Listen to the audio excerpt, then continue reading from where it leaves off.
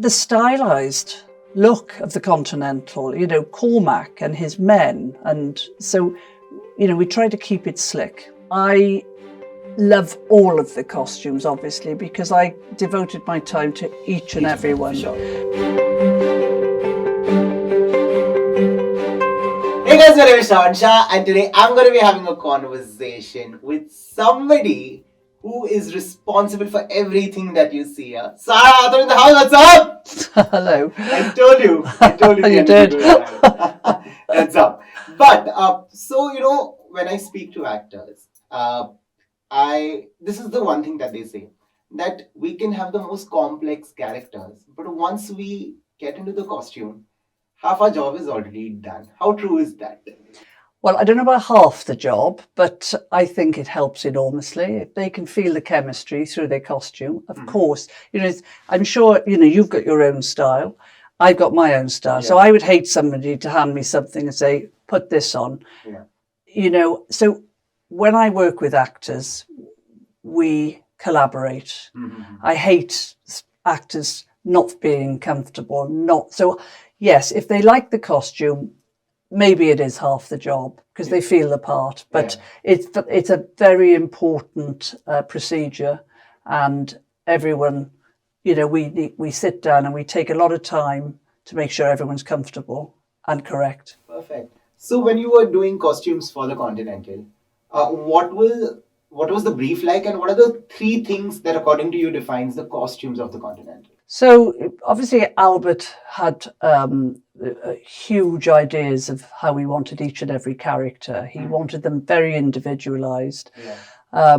And also, all the gangsters, he wanted very individualized to tell the difference between Cormac's men and the Chinese thugs and, other assassins.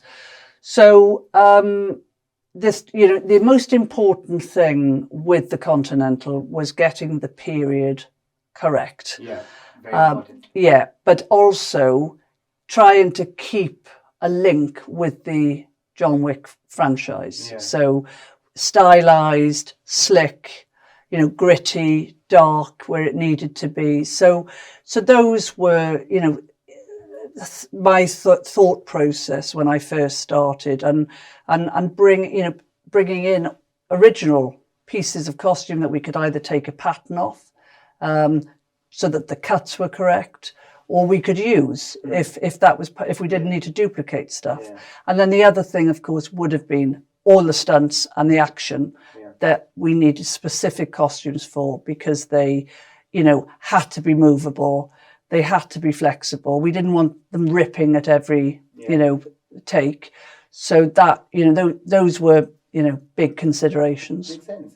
No, but there's something that you said right now, that even though you were doing costumes for the Continental, in your mind you had to also remember that, hey, this is the John Wick universe. Yes. You can't completely go different, right? No. Is that a little difficult for a costume designer? Because again, this is a prequel. You're going back to the 70s, and you have to make sure, like I said, it's the John Wick universe. You have to stay true to that. Sure. You cannot feel like this is completely out of the box. No, I mean, of course, it was, I'd already watched the John Wick films before I was offered this role, and I loved them. So I rewatched them obviously numerous times, and I wanted to link the two. So with Winston, the only two characters, that we had from the Wick films was Winston and Chiron. Yeah. And so I linked Winston's, the blue shirts, the polka dot cravat when we first saw him, the Chelsea boots that Ian McShane wears as the older Winston. So I tried to link little things like that. Chiron, the grey suits that Chiron wears in the Wick film. So, and the stylized look of the Continental, Cormac and his men. And so, we try to keep it slick. The last one coming your way. If I have to ask you to pick your favorite costume out of all the ones that you've done, which is your favorite? Well, I've been asked this many times, and the same answer applies. Because they are all such individual characters, I love all of the costumes, obviously, because I devoted my time to each and every one. For sure.